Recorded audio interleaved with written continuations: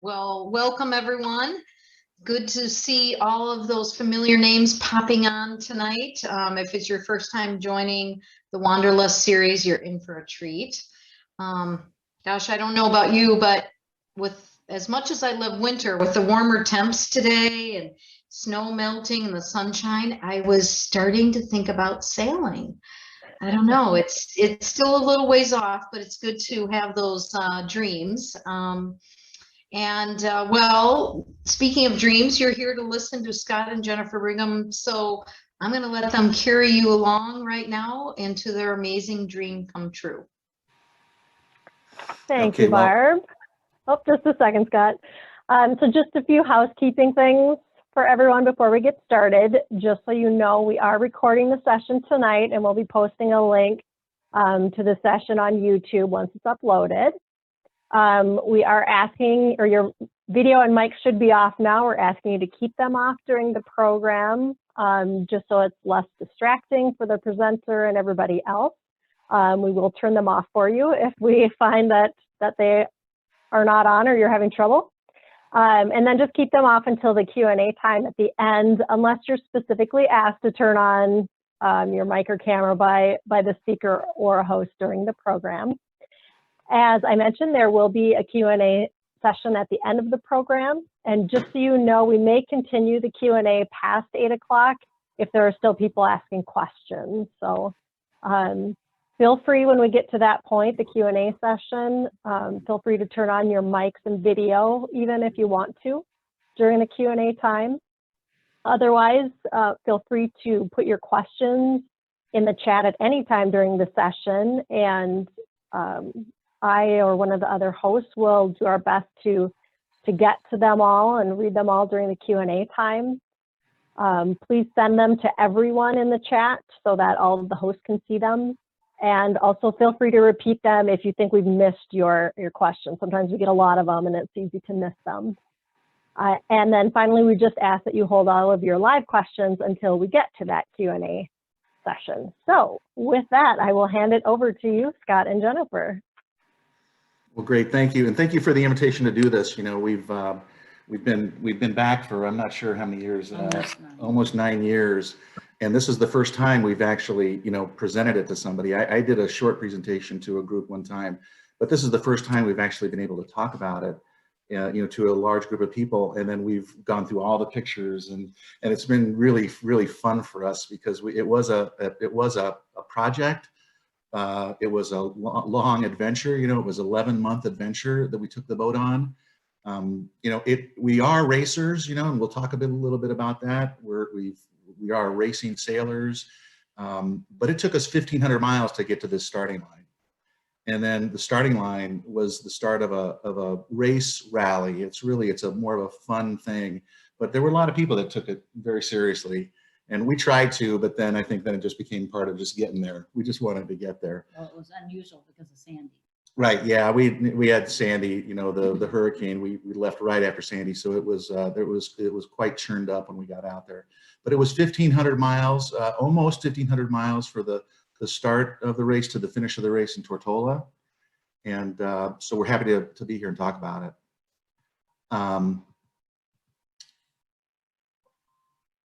So a little bit about us real quickly. We've been married for 36 years. We're originally from California. So we've been sailing all of our lives, but Jennifer learned how to sail in lasers, and then she raced a Santana 22 with her family in Oklahoma City, and then in Fresno, and then up in Huntington Lake in California. And then I learned in Sabbats, at the Coast Guard station in Newport Beach, and then sailed a Hobie Cat 16, but really neither one of us really got heavily into racing until we got to the WYC Yacht Club. We got transferred here from Dallas, and we became members of the WYC Yacht Club in 1993. And then some of you have seen my pictures probably up there on the wall. I served on the board for about 13 years. And then I was Commodore for 2 years, and Rear Commodore and Vice Commodore, and kind of did my stint at the club, and just really valued those years. We started the WYC Yacht Club with a Mirage 24. And then we graduated up to a J24, and then we bought another J24, kind of a newer one, that's now still racing at the yacht club. That's Rush, is our last boat, and then we also owned a J22, you've probably seen that one. We raced the Dude, you know, so you might have seen that J22. It's over at the Sailing Center. But and then now we have a MUM 36 that's up at the AIS station. So we do have some offshore experience, and we've got more than we did when we started. We've done multiple Lake Superior crossings. I've done Newport to Cabo San Lucas on a 51-foot Veneto. And then we did Puerto Vallarta to San Diego in a Valiant. We've done I've done 7 Macs, Jennifer's done 1 Mac. And then I've done the Pacific Cup. So from San Francisco to Hawaii, that's a picture. Up the top there is a picture of the Pacific Cup. I'm trimming the spinnaker there. What a blast that was. And we were on my brother Walter Smith, so Jennifer's, my brother-in-law, Jennifer's brother, that was his Cal 40. And it's kind of fun to talk about this. We took 3rd place overall. We took 1st in our division, and we won the Best Navigators trophy in the Pacific Cup. So it was pretty epic. And then, yeah, and we also broke the Cal 40 record of Hawaii. But we also did the Caribbean 1500, the USA to BVI, and then we did the ARC, which is the USA, the BVI to the USA. And that was really our dream, was to do the Caribbean 1500. So we do have some offshore experience. So our main goal was to do the ARC 1500 to the BVI. And it's about 50 to 60 cruising boats, 35 feet to 55 footers. And that was about as big as they got. It's really a fun way to get to the Caribbean. They do a lot of safety offshore sailing seminars. So we participated in multiple seminars to kind of get ready for this. And some of them we actually did with our crew. They do weather and Gulf Stream routing. So, you know, they actually provide you with offshore weather forecasts. And then you could also do a Gulf Stream routing forecast. We actually paid extra to have our own Gulf Stream routing forecast. And I'll talk about that later. Then they also provide you a preparation book that was just like, we considered it our— It was a Bible. It was a Bible. It had everything you needed to know to be safe offshore. You know, fuel and water consumption, cooking, how to fish safely, or how to fish, and then how to be ultra safe. I mean, the whole ARC is all about safety. Communications, the Gulf Stream weather routing, medical emergencies, ditch bag recommendations, everything is in this book. And we literally, we took it to heart and used that book in everything we did. They also provide an SSB communications net. So if you have an SSB radio, you were able to talk on the net to all the boats that were heading down there. And that was great because there were people that had problems. And there's so many knowledgeable people that did the rally that, you know, you'd be hearing people talking about problems and what do I need to do, and then they would help the cruisers and the racers try to figure out how to fix their boats. And then we did a group immigrations check-in when you get there. So when you get there, you don't have to go right in and check in with the local authorities. You can relax. There was a party. We could have some drinks, have a rum drink, and not have to check in right away. And then when you do check in, it was like super easy, you know. And then the other thing is, it was a way to build these lifelong friendships. And if you look at up there, there's Mary Beth Fryenmuth right there, one of our very best friends. And this is Monica, one of the gals that we became really good friends with Paul and Monica, who we just loved. And there's Jenno. And so it was a wonderful opportunity to build lifelong friends. So we went down the picture on the front of the presentation, and then I tried to give you an idea of what the boat looked like that we took down. It was a moderate displacement cruising boat, was a Valiant 40. It's designed by Bob Perry, and it's one of the most famous yachts that he's ever designed. It does have a canoe stern for stability in following seas, and it's really, really pretty. You know, from behind, the boat just has just a great look. It does have a 34-foot comfort, or a 34 comfort rating for a moderate displacement boat. So lighter boats, you know, something that you're all familiar with, like a Jeanneau or something like that, would have a comfort rating of about a 30. And so that's Ted Brewer's. comfort rating scale. So the Valiant is considered moderate, but very comfortable, well-sailed boat. It does have a skeg hung rudder for tracking and safety. This boat will drive itself. And when you take it over from the autopilot, which we had to do a couple times because of large seas and heavy winds, you kind of fool yourself because you think you're going to be grabbing this helm of this boat that's going to really need a lot of muscle, and it doesn't. It's just very, very well balanced. It does have a solid fiberglass hull, and it does have encapsulated ballast. It is a cutter rig with a super flexible sail plan, so we were able to do a lot of different things. I mean, a lot of our trip, we were really reefed down, with, literally no stay sail, no head sail, and sometimes a double reef in the main, sometimes a single reef in the main and the stay sail, but it just gave you a lot of different flexibility when sailing in variable conditions. So it's capable of about 165 to about 190 mile days, 24 hours, so 190 nautical miles per day. And that would be if you're sailing anywhere from 6.5 to 7.5. And it's not unusual to have the boat do 9, 8.5. We did 8.5, 9 knots all the time when we were in the Caribbean. It's a super comfortable, secure offshore cockpit, and it's easily managed by 2. Now, we ended up taking 4 with us, Jennifer and I and 2 others, because our insurance company mandated it. No, but the ARC, you had a minimum of 3. Minimum of 3 to do the ARC, but our insurance company wanted 4. So we knew we wanted a Valiant, so back in 2004, we found one, and it was on its way home from a 13-year voyage.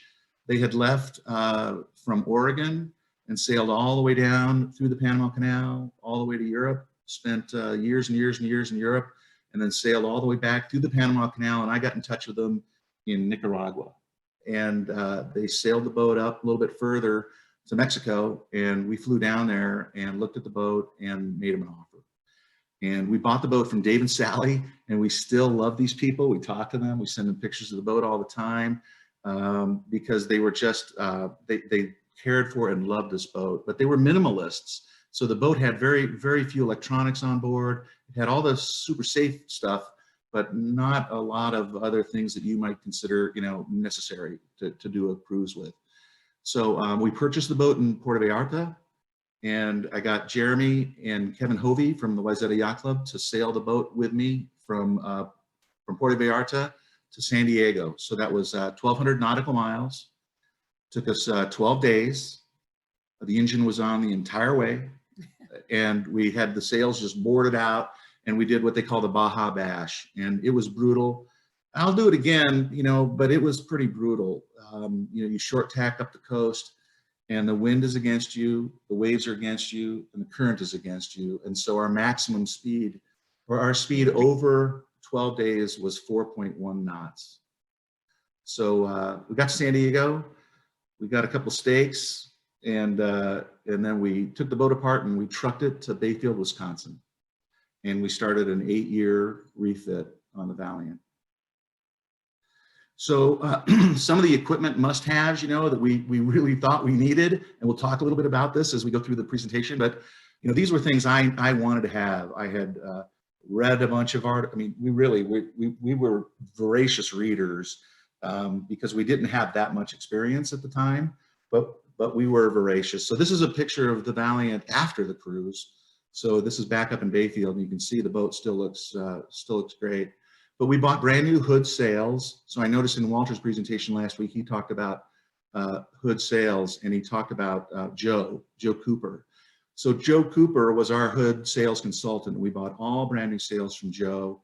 He did some work on our storm sails and things like that, and he was just awesome. Not only did he help us with the sails, but he helped us, kind of figure out the gear we needed, because he's an offshore guru. So we immediately replaced all the rigging. So we put stainless steel oversized rigging on the boat. We took the mast down and sanded it. Both of us, Jennifer and I, sanded it. We took it down to Hoopers, and Hoopers painted it and painted the boom, put brand new conduit inside, all new wiring. And then We ended up putting on a roller furling, but we did not have a roller furling on it when we started. We'll talk about that. But we replaced all the canvas dodgers and awnings. We did the interior cushions. We did the toilets and faucets. We put brand new stainless steel port lights in. We put all stainless steel winches on, Harkin and Schaefer blocks. We replaced the rudder bearings. We put solar panels on, 135 watts of solar panels. We added a wind generator, which was a little louder than I think everybody had kind of hoped for, because on the cruise it was pretty intense. When the wind was blowing 40 knots and you can't shut the wind generator off, it was pretty intense. Yeah, but we did put a wind generator on and had a custom pole made. We put 5 batteries in it. We put all new cables in. We put high output alternators on the boat. We had 1 installed and then 2 spares. We bought a brand new life raft. It had a monitor wind vane on it, which we've never gotten really good. I think Walter talked about his monitor wind vane, and I'm the one that asked him, have you learned to love it? We never really learned to love it, and part of it is we never had problems with our autopilot. So the autopilot was just so easy. It's integrated with all your charts and everything like that. We would have probably gotten way better with our monitor had our autopilot failed, but it never did. So we had a water maker on the boat that was in pretty bad shape, so we had that rebuilt. We put 3 chart plotters on the boat, so 1 up in the cockpit, 1 down, and then another smaller one down below. And that all had, and we had brand new radar. We put AIS on the boat. We put an SSB, brand new VHF. We put 3 mechanical autopilots on, so we had 2 small spare mechanical autopilots, and then we had the big beefy mechanical pilot that Raymarine manufactures, which was just awesome. And then we painted all the decks, and we painted the cabin top. We epoxy coated the bottom, completely sanded the bottom down, and then we put a brand new anchor windlass on, because it came with just one of those ones that you kind of pump, you ratchet it up. And then we put a feathering prop on, which was a max prop, and one of the best purchases we ever made.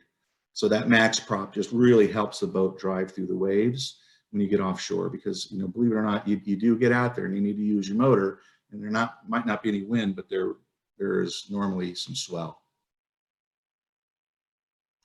So our general plan was to sell our home, take a leave of absence from work. I worked for General Mills, and Jennifer worked for Edina Family Physicians.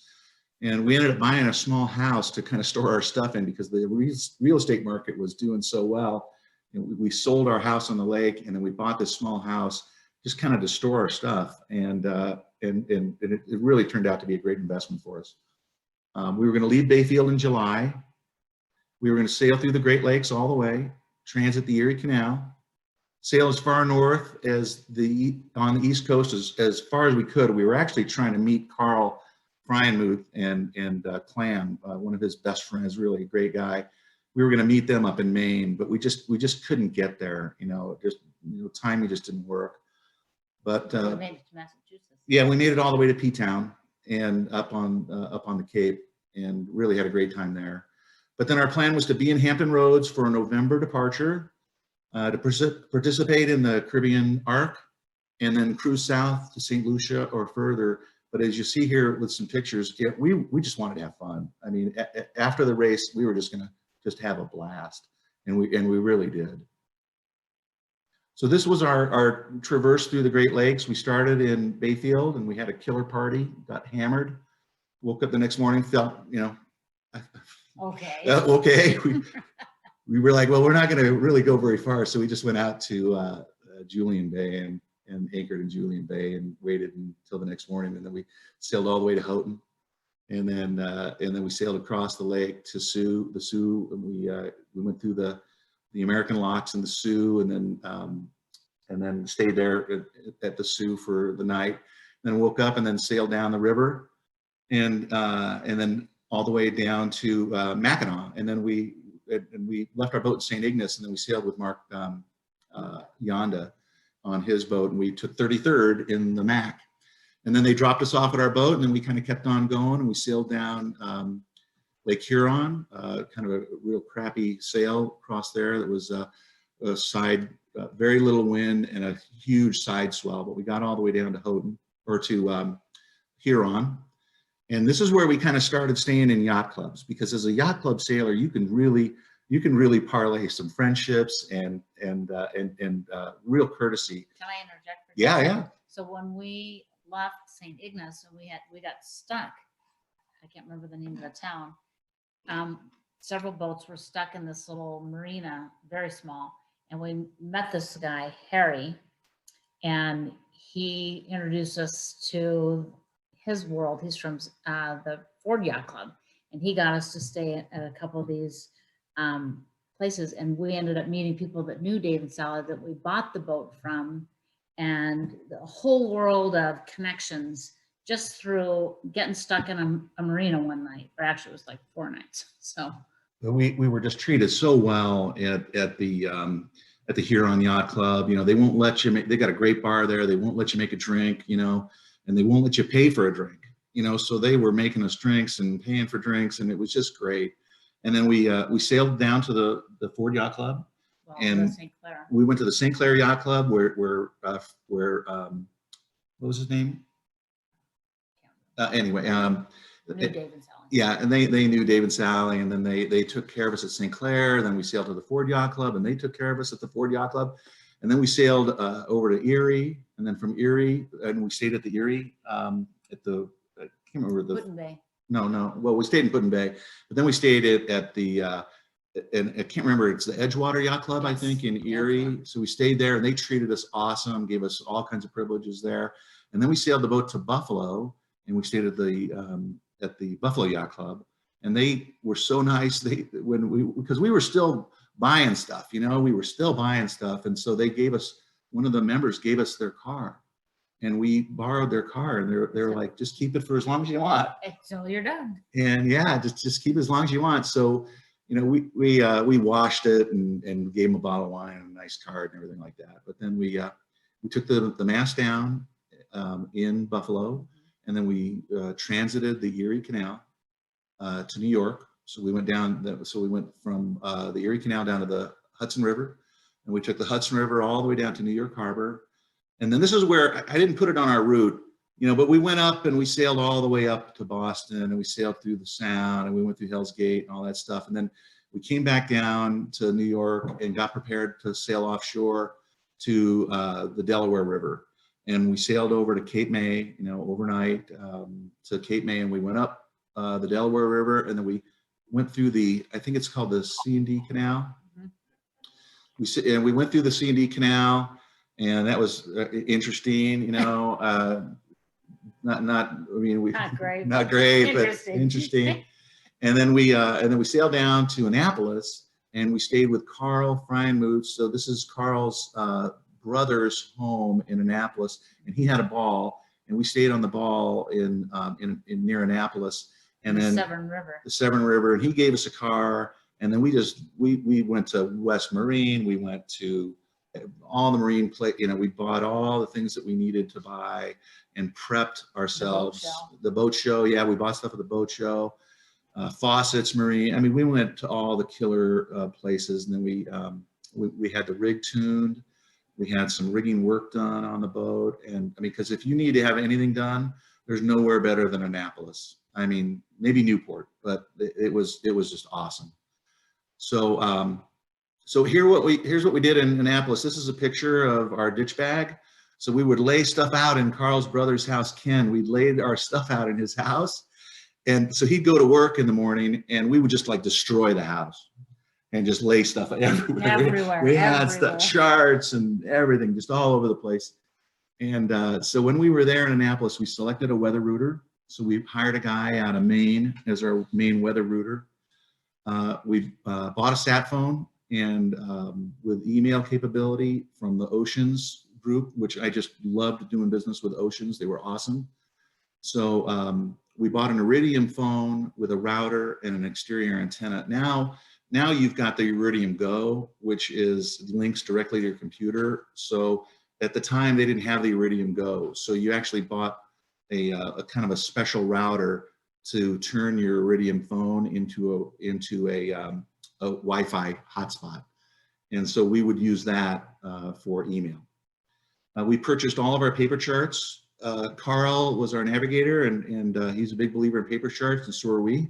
So we bought paper charts for everything, all the way and to places that we thought we might end up, like if something went wrong, like if we had to run to the Bahamas, or if we had to run to Puerto Rico, or because that happens, right? People all can't. Yeah, exactly. Belts and suspenders. People can't make it to the Bahamas, or they can't make it to the Caribbean, but they end up in Puerto Rico. So we had all those paper charts. We finalized our ditch bag. We loaded all the charts on our hardtop. I had hardened laptops. We installed a really, really powerful preventer system so that we could sail wing on wing without a whole lot of danger. And we had the rig inspected, and then we cooked a bunch of meals. So we did all kinds of prep stuff. Yeah, we bought everything you could think of to make offshore meals with, and started cooking. So part of our preparation was, we selected our crew. So we selected Mary Beth Freinmuth. She was the WYC Commodore, lifelong sailor, per Morrissey, J-22, and a woman's Rolex sailor. And we chose her husband, Carl. Carl is an experienced pilot. He's really, really great with radio, with high frequency, SSB, VHF. I mean, anything with radio, Carl's a pro. He's a lifelong sailor. He's a trained navigator. He was in the Air Force and flew C-141s, or I'm not sure exactly, Carl, but he flew cargo planes. He was a crew member on a cargo plane. And then he also has a U.S. Coast Guard's captain's license. So so we took SSB courses, and we got our licenses. Jennifer and I did that in Annapolis. And so we're both ham operators. We took safety at sea. We went to the U.S. Sailing Safety at Sea that they had up in Bayfield. We did a 2-day Caribbean 1500 offshore seminar with Carl and Mary Beth. We all flew out to Annapolis and did that together. And then Jennifer and I took the Mahina Expeditions offshore seminar. And so these are those folks that are in the Polynesia, French Polynesia area, that you can go and crew for them, and they take you from island to island to island, and they teach you how to use drogues and things like that. And we went to their seminar in Chicago at the Chicago Boat Show, and they're kind of opinionated people. They weren't the nicest people, but I didn't think they were that nice, but they were certainly truly good, and they taught us a lot. And then we actually took a little course on crossing the Gulf Stream. So we were ready to go, and we passed the 1500 safety inspection. So you're not allowed to leave unless you pass an inspection. And it was really kind of cool. We were the only boat that passed on the first try. And they were really serious. I mean, they came through the boat and they looked at everything. They wanted to see your batteries. Were your batteries strapped down? What did your ditch bag look like? Where was your EPIRB? They really, they did a great job. But the thing I think that speaks of all of that is they gave us that book, kind of what I call the Bible, and we took it to heart, and that's why it worked out the way it did. I mean, if you just followed what their suggestions were and the rules, you're gonna go. Yeah. So our plan was, so we passed that. Carl and Mary Beth arrived, and we were going to plan to run along the coast to Cape Hatteras under power, because there wasn't a lot of wind at the time. We were going to cross the stream at a set GPS coordinate, and we were going to exit at a set coordinate. So we had satellite imagery that gave us these different exits or entrance and exit points, and we plotted those. Actually, Carl was the navigator, so Carl plotted those points of entry and exit. And so we pushed off and we started our shifts. We did the 3 hours on, 9 hours off, which is luxurious. If you've ever done offshore, long offshore passages, 9 hours is pretty luxurious. So Carl was the navigator and radios.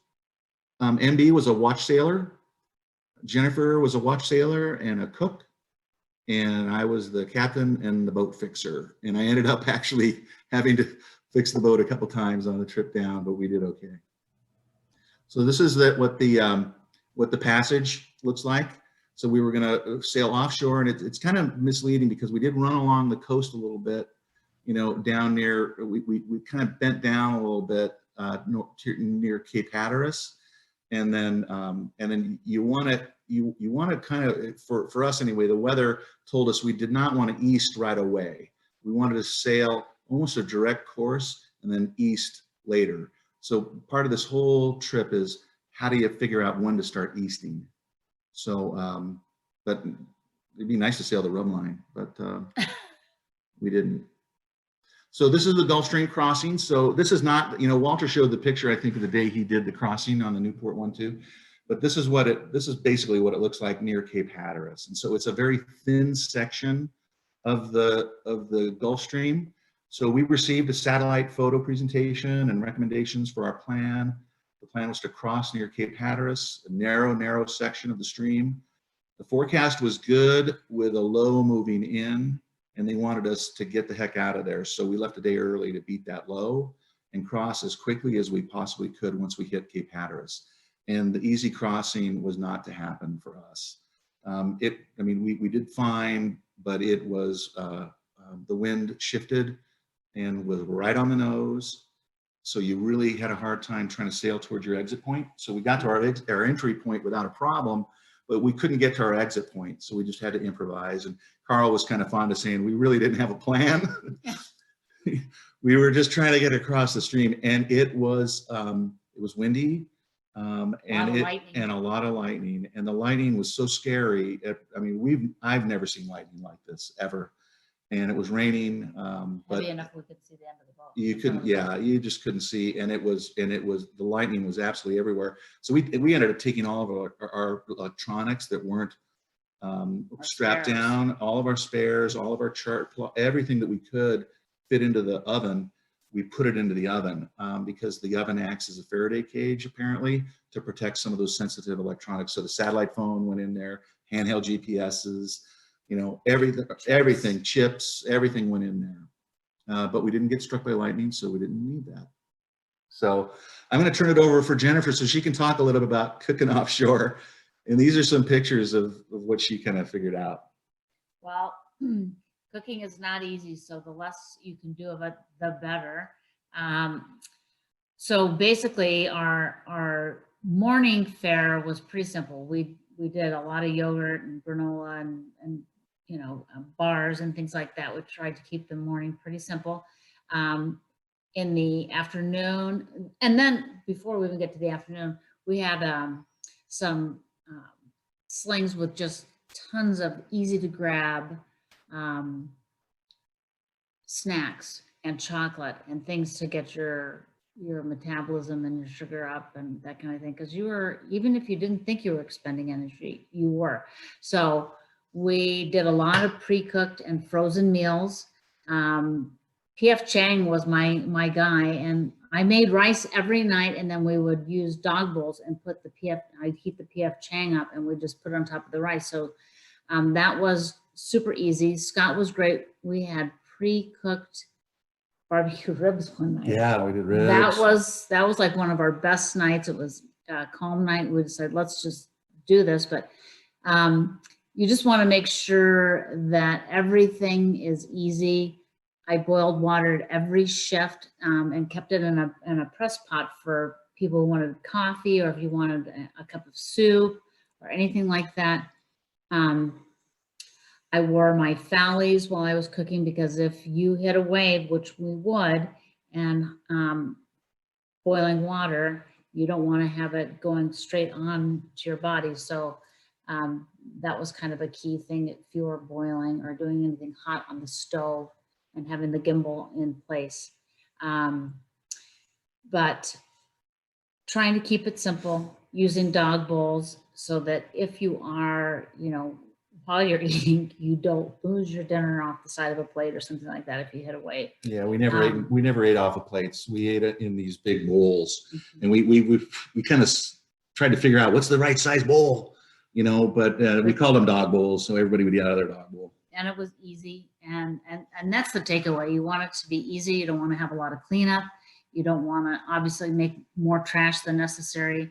And then if you end up with a beautiful night and you've got something pre-cooked. Scott did some pre-cooked chili and things like that. Those are the nights to take, you know, advantage of that. But So we had tons of tons of snacks. So we had these hammocks, you know, stationed in the boat. So we would put snacks in the hammock. But we did beef chili, beef stew, barbecued ribs. I cooked them on the grill one night.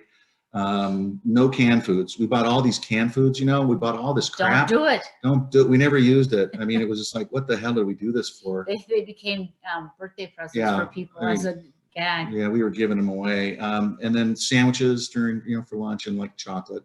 So I'll never forget, Carl and I were having this really bad watch. You know, it was really blowing hard. The wind was blowing 40. It's raining. You know, there's freighters, you know, we're crossing a freighter and the girls hand us up chocolate. It was like, wow, that was special. So some of the important things, you know, that we really learned, this is a picture of Pendragon looking down, and you can see we had proper sea berths on both sides of the boat.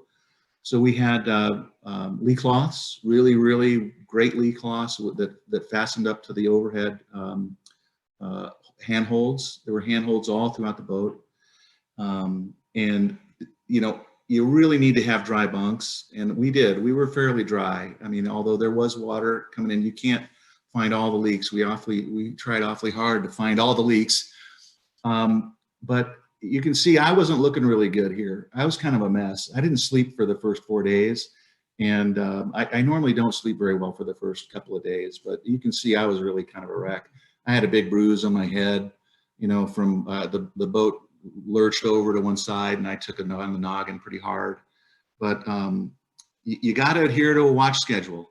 So we were doing the 3 on and 9 off, and you got to even do it during the day. And it's really hard because sometimes, you know, you get lazy during the day. Everybody's up top. You might have a cold beer, you know, but the fact is you've got to be pretty diligent. And it was kind of fun, you know, going downstairs because Carl, I think, was pretty diligent about his, you know, watch schedule. And he'd go down and he'd go to sleep, and you'd go down and look at him. He was sleeping like a vampire, you know, arms next to his sides, but taking it really seriously because you do have to get great sleep. And then you really need to have a great place to remove your foul weather gear. So we've got this area here to remove our foul weather gear, and there's a drainage area here. But what we kind of learned is that we've also got another place up here in the V berth that has a drainage area and hooks and everything. But the problem is, so you're trudging through the boat with wet foul weather gear on, and it just turned the boat into a soggy mess. So be diligent and keep your foul weather gear right by the, yeah, and that's another thing. Get rid of all your rugs, you know, because we have all these nice Chinese rugs. Get rid of them all and put them away, because all they are going to do is just soak up water while you're offshore. So we arrived in Nanny Key. This is a setup photo. You know, we had to set this up, but we arrived at Nanny Key in Tortola, BVI. And we really had just a wonderful trip. There were very few things went wrong. After not seeing another competitor for 10 days, we came into Tortola neck and neck with another boat in our class. And it was called Black Swan. And it was a 40-foot Gozzard from Canada, very similar to our boat, cutter rig. And but our instincts took over, and we rolled out all the sails. And we just and we killed them. I mean, we absolutely killed them. But our goal was to get to the rum punch, because one of the cool things about the Caribbean 1500 is when you get there to Nanny Key, they have a rum punch waiting for you at the dock. And I wasn't sure if they were off the boat. I wasn't sure they were going to do it or not. We weren't even off the boat, and there they they handed us really cold rum punches, and we knew their names. I mean, it was just awesome. They're the nicest people. So, so what went right over our 10 days? And almost everything. We had total confidence in the boat and the seaworthiness of the Valiant. It's like I said, it's a moderate displacement it's got what they call a cutaway modified full keel. And it is it's bulletproof. The boat would launch off of waves and land, and just, you know, you just kind of hear a thud, you know. The boat was just awesome. Our autopilot never missed a beat. In crosswaves, we had a lot of crosswaves on this trip. We never missed a beat, even in 35 to 40 knots of wind. That thing would just keep on chugging. The AIS was so awesome for managing freighter crossings. I can't remember, but I think we had 3 freighter crossings, and it's a trip because it's this massive ocean. You're 600 miles offshore, and you actually have a mile a crossing with a freighter with as close as a mile, and it just was unbelievable. And you know, I mean, having the AIS, you could call them by name and talk to the captain of the freighter and talk about the crossings, and you know, would you mind taking our bow? They didn't listen to us very much when we asked them to. Would you let us take your bow? And then they would cross our bow. But and the navigation, you know, we had the E80 chart plotters with Navionics charts, and they were just awesome, perfect, not a blip, no problems at all. Communication, we had the ICOM SSB, and we had Carl on the radios, and not a problem. I mean, this was just perfect. Carl was talking to people in freaking Ohio with the SSB. And then we had Ocean's email. We received weather updates 2 times a day, and everything worked perfectly. I mean, not a problem. Sails and rig were perfect. We didn't tear anything. The rig was perfect, sturdy, solid. Our charging systems and our wind generator and our solar, everything worked fine. And then the crew really got along well. I mean, we really got along well, and we were super well rested. It was just, and I'd go with those 2 anytime. So what went wrong? We didn't have a roller furler on the staysail. So every time we wanted to take the staysail down or put the staysail up, we had to send somebody forward. And we had green water over the boat. That was Carl. It was Carl. We would send Carl forward. And I went a couple times, but it got to be Carl was so good at it, we just let Carl keep on doing it. But so when we got to the BVIs, we actually put a roller furler on the sail, and we would never go without that. And that's the staysail. We had a roller furling for the Yankee, but not for the staysail. And the engine overheated due to an airlock. So when the boat would get airborne, because the boat does get airborne, you get rolled, and if we were charging the batteries, the intake for the engine would get air in it, and we got an airlock. And I kind of knew I was having problems with it, but I just couldn't figure it out. And it turned out it was caused by a faulty oil cooler that we figured out later on. But another thing that happened is the boat became airborne, and we landed on our side, partially separating a piece of furniture from the bulkhead.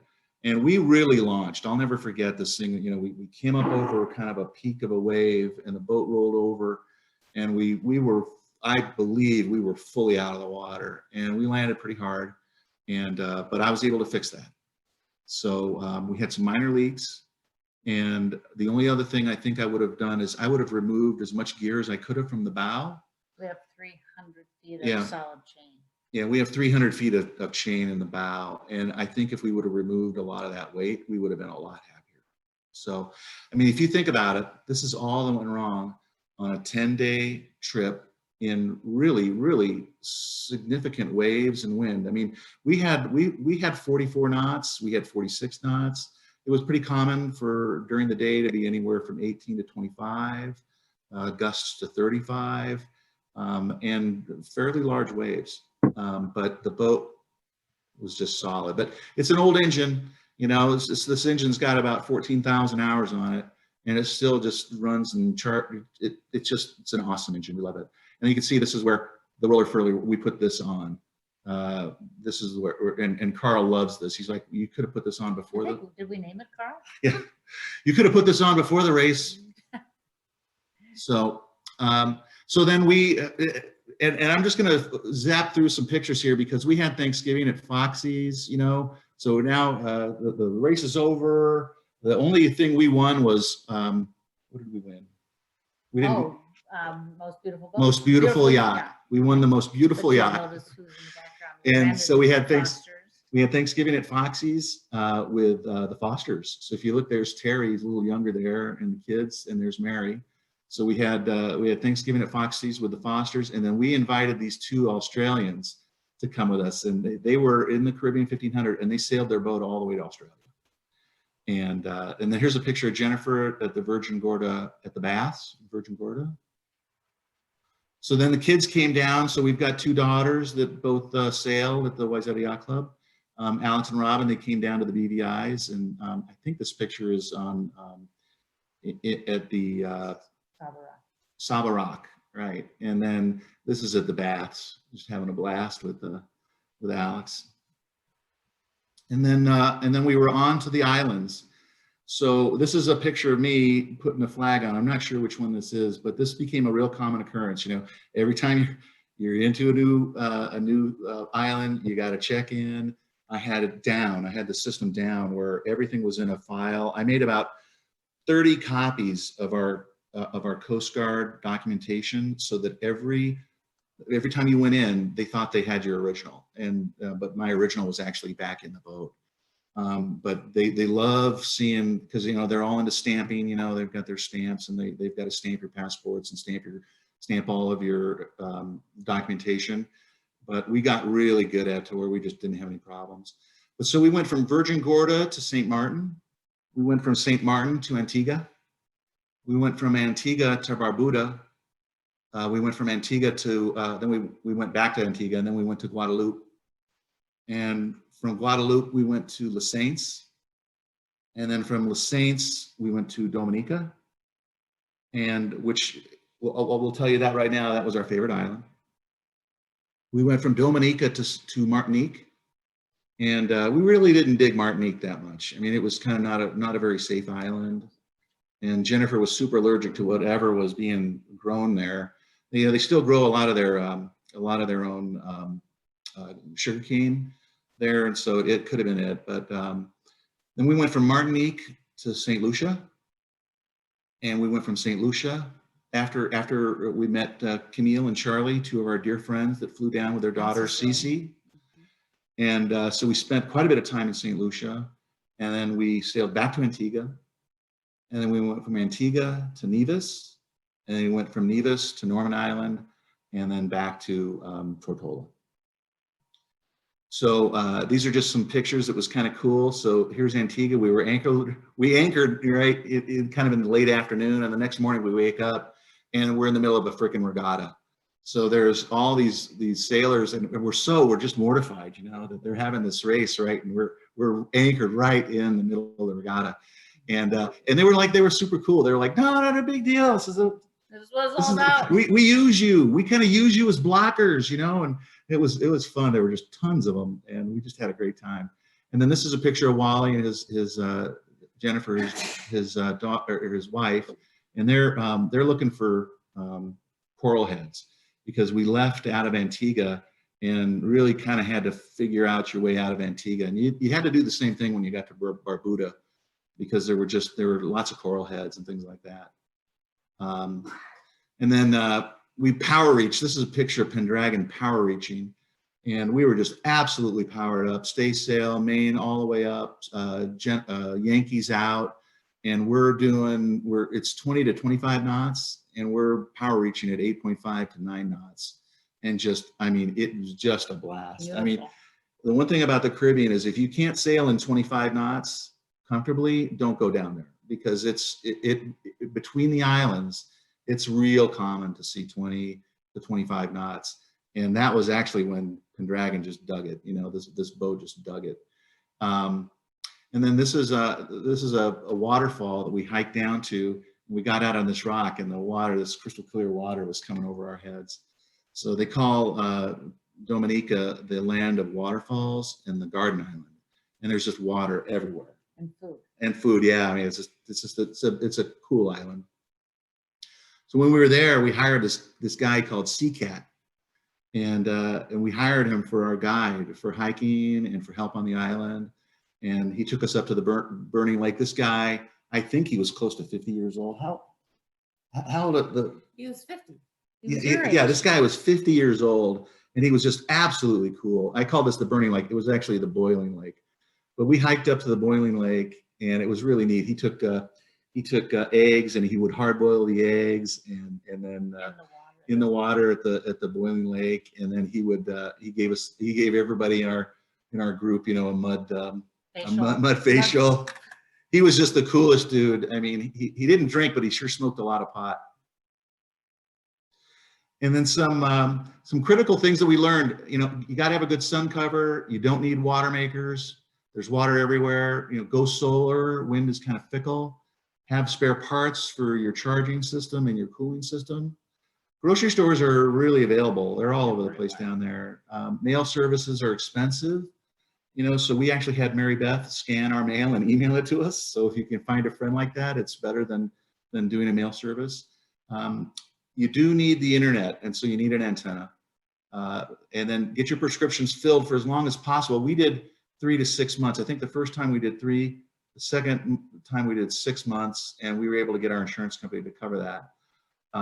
We had Navionics on our chart plotter. I had it on the iPad, and then we had paper charts as well. You do need a weather service when you're down there, and we used Chris Parker, and we used it on our SSB radio, but you can also use, you know, the internet if you have a good internet connection. But get boat cards. You know, we had a really cool boat card that had our names and our picture on it, and we gave those out to everybody, and we still have a big stack of boat cards that we collected.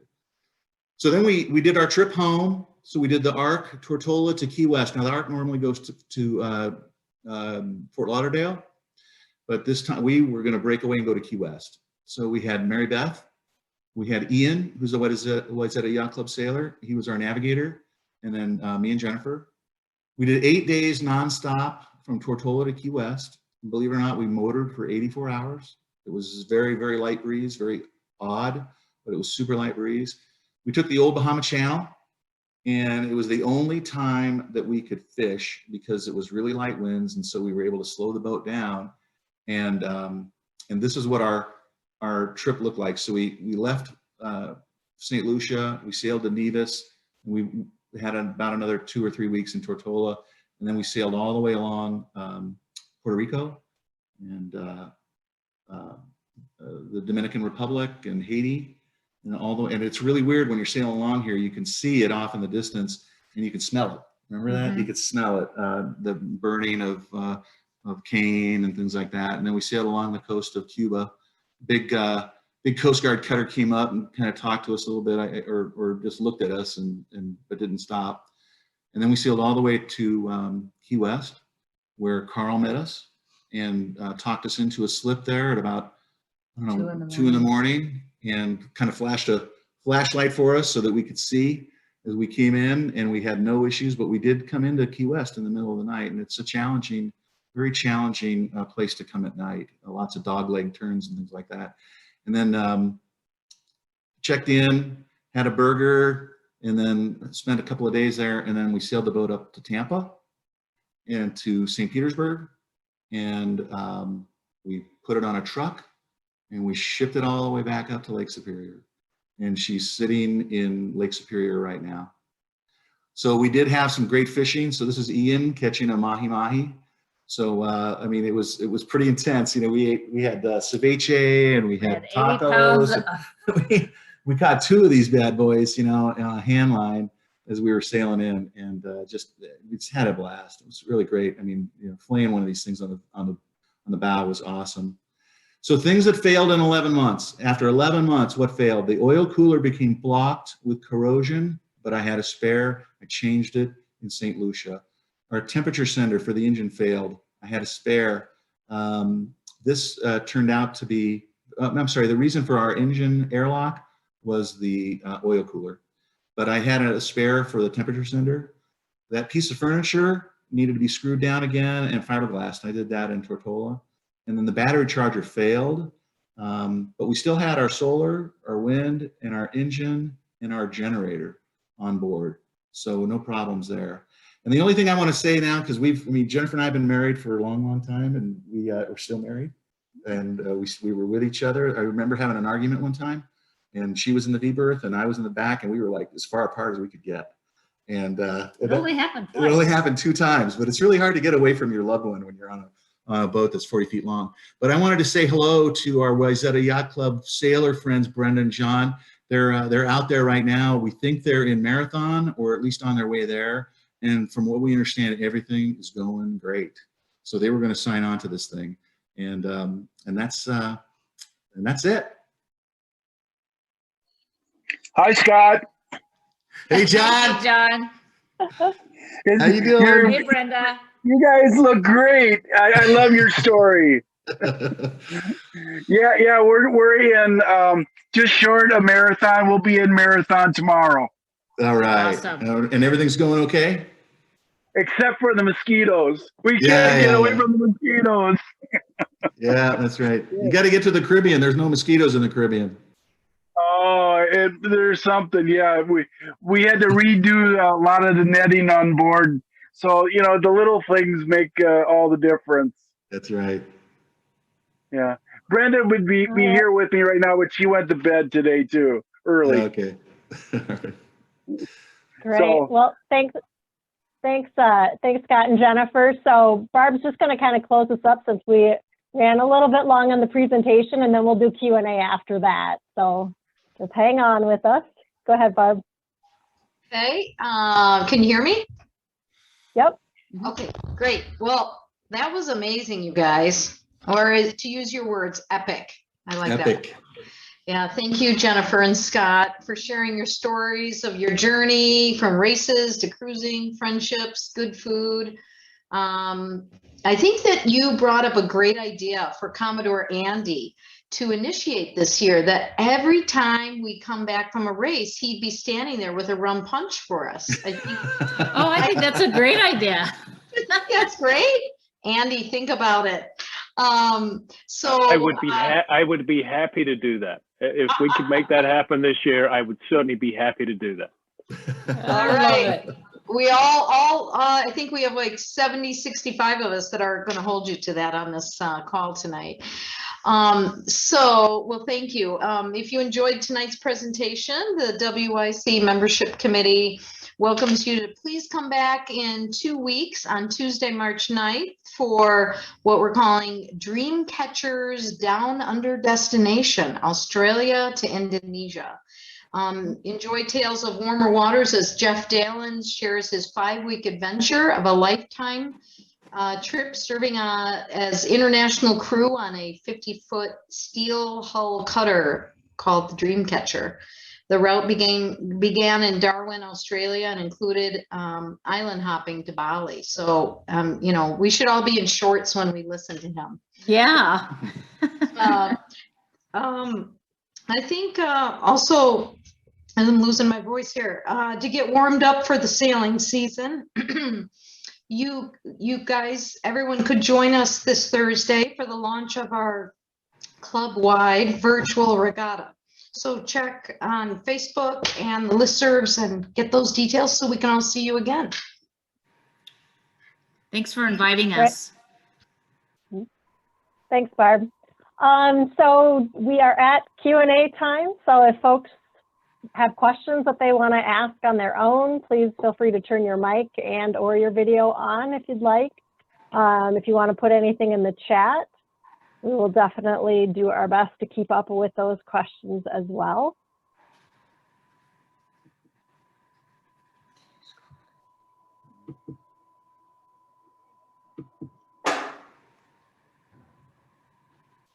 Hey guys, Hey,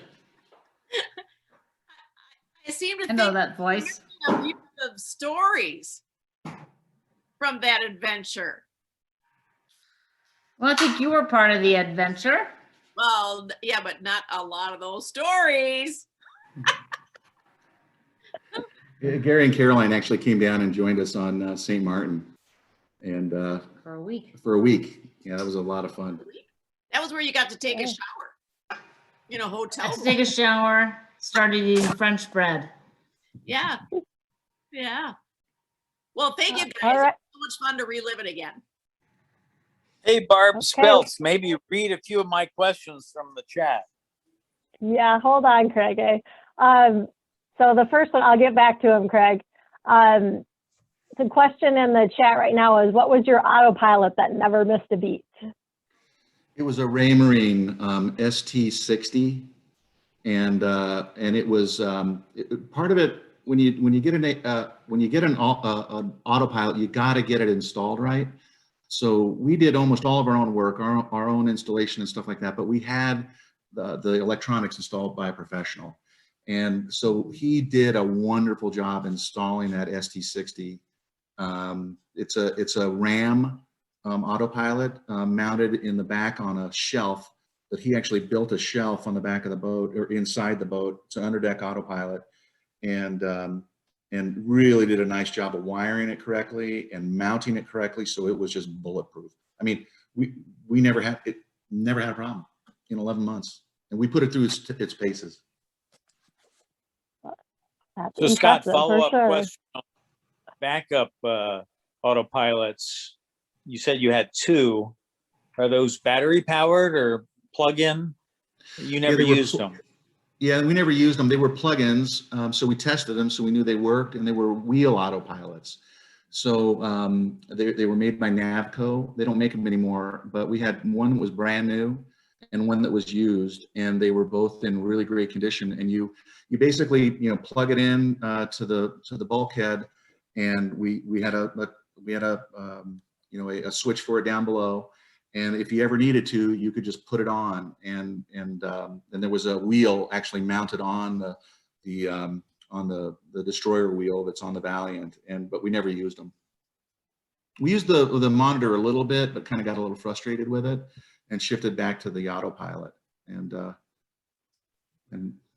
the only time I ever took the autopilot off was in some really big waves and some really big wind, and I just didn't think the autopilot could handle it. And so I drove for a little while, and then kind of got through that squall and put the autopilot back on. And that was the only time I ever took it off. Great. Another question here from Cece. So looking back, what are the top 3 things you would do differently?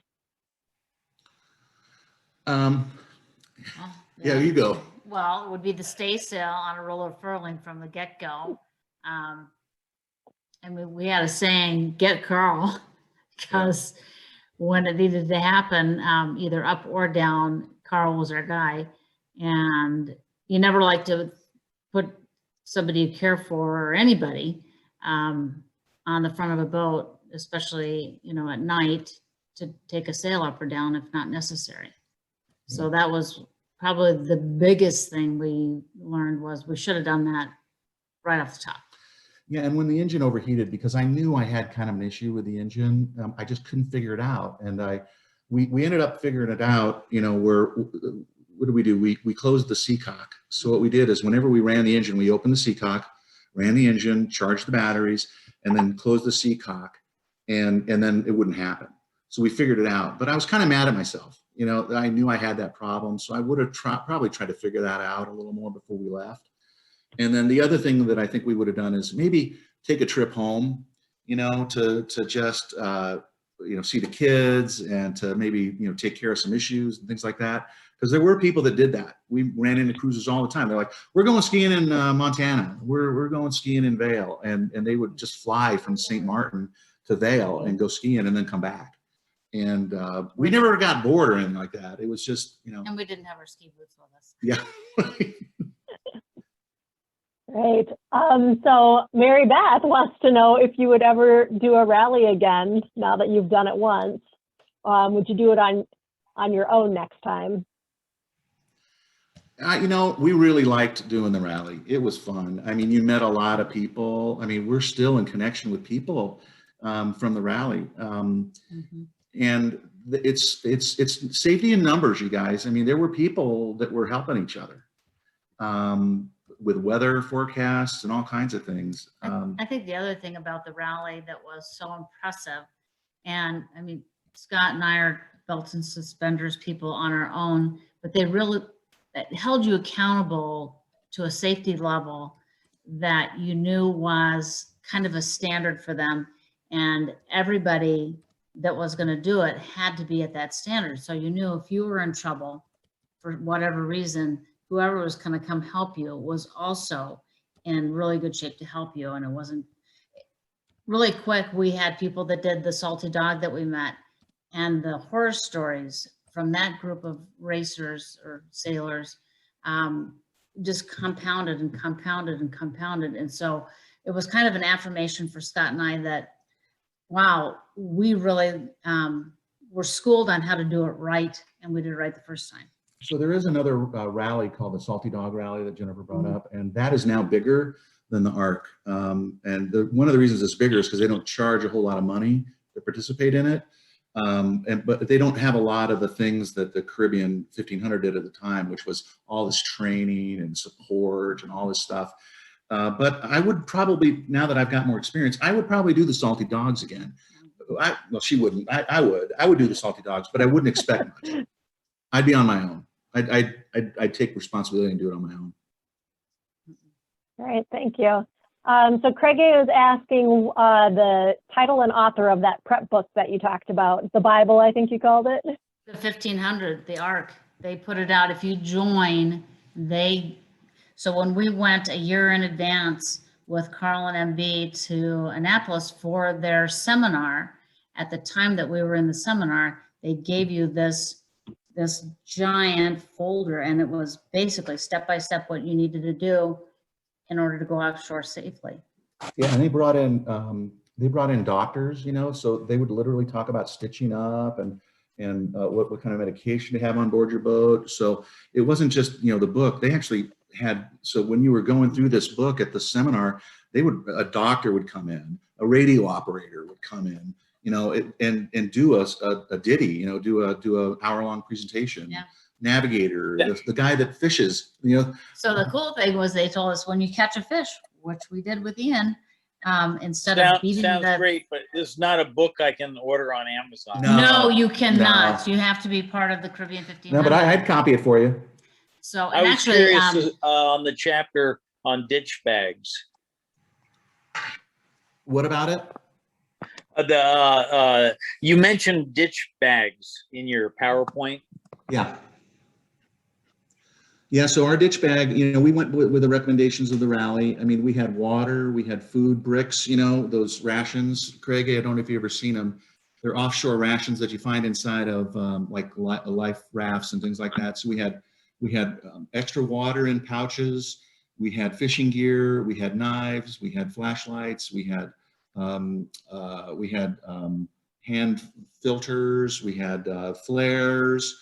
I mean, everything you could think of. You know, flashlights. No EPIRBs or navigation. Oh, we had EPIRBs. No. We had 2 EPIRBs. But that's the thing. We didn't have to think of it. They thought of it, and it was in the book. But we had in the ditch bag, we had 2 EPIRBs, and then we also had 2 personal EPIRBs that you wear. So we had those PLBs as well. Well, thanks, Scott. I would be interested in that book if Yeah, you could share.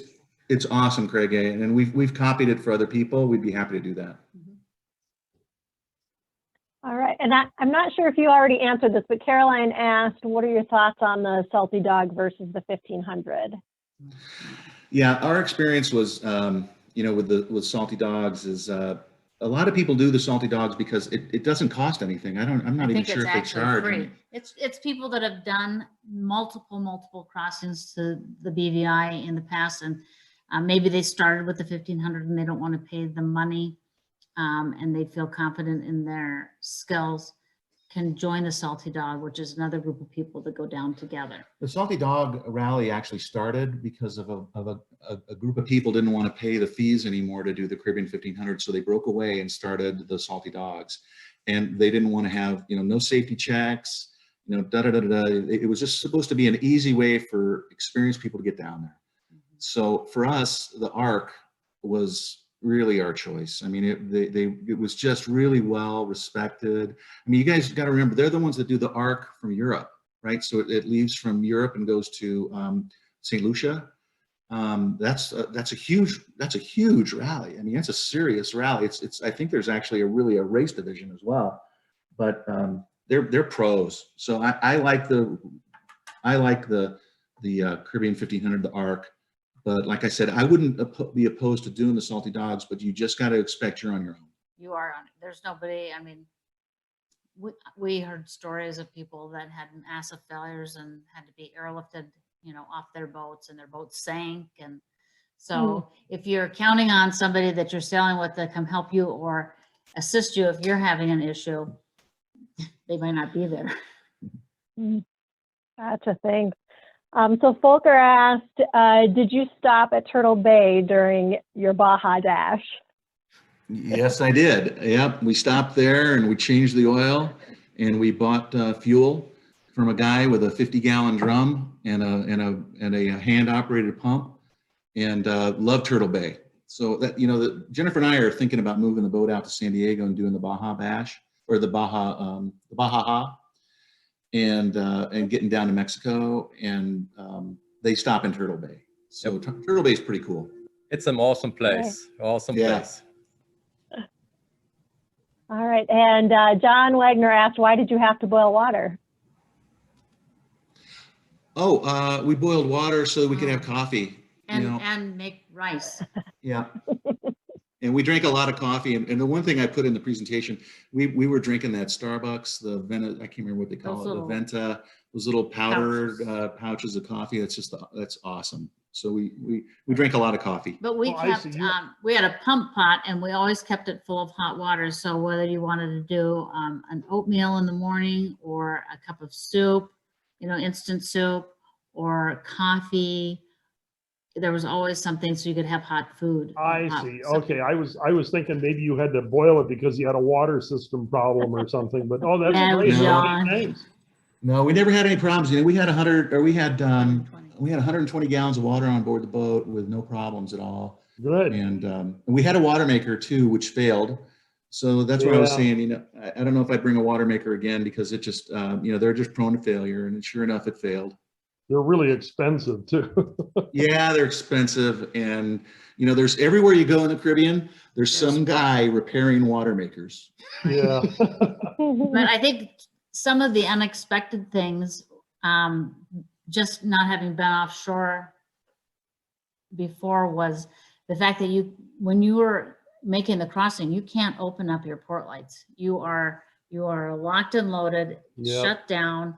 And then we had wool rugs, and they got sopping wet.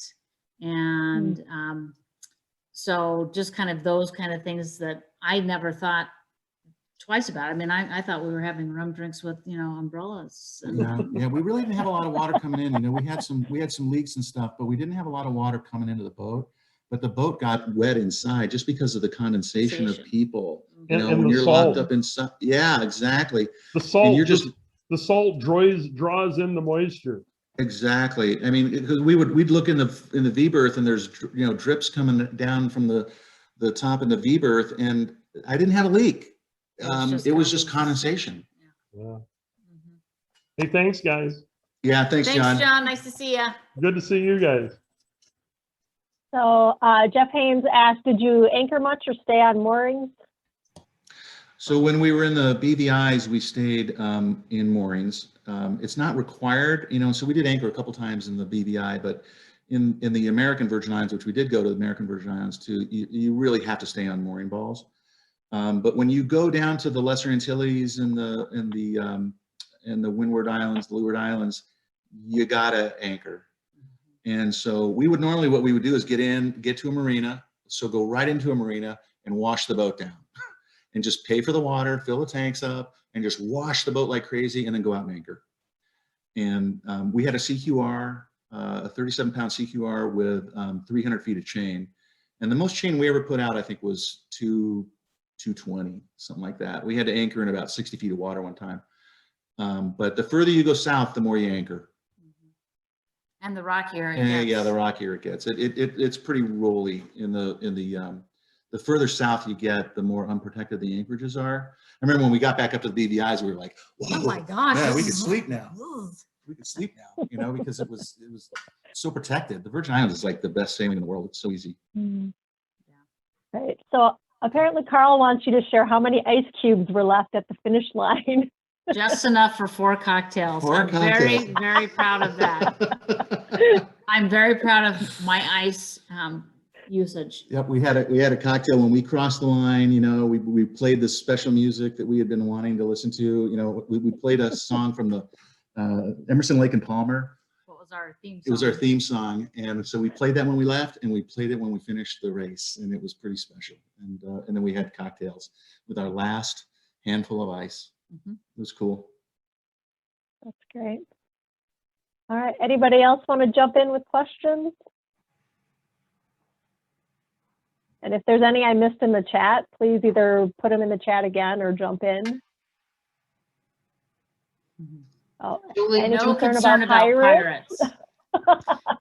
No, no pirates. Now, the further south you get, you got to start worrying about it. You know, we did when we got fairly far south, we locked the dinghy up, and we didn't just lock it up; we hoisted it out of the water. And so every night we would, and we got so good at this, you couldn't. It was like barking boom, in the boom, garage. boom. You know, the anchor, the boat would be on the side, hoisted high, the engine's off, and the chain. We left the engine on. Well, sometimes we left the engine on, but most of the times we took it off.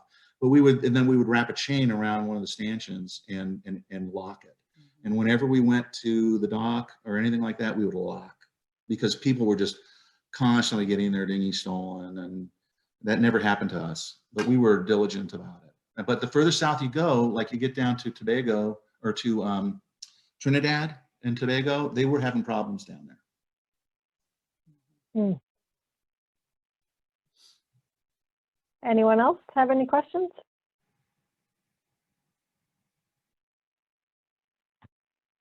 Oh, fishing on the trip. Wow. I just watched. But the cool thing about the fishing that we learned before we left, and Scott and I are not huge fishing people, was that instead of beating the fish on the head with a mallet, you just pour a little rum, Or vodka. or vodka, but not your favorite. And it kills the fish instantly. But So- you're not, we didn't do that much fishing, to be honest with you, because they have chiquitera. What do they call it? Chiquitera. I can't remember what the disease is that you can catch. You know, you can, if you're offshore, you can fish. And we used a hand line with special lures that we were told were going to work. And the only thing that worked were pink squid, little plastic rubberized pink squid worked. And we used a hand line.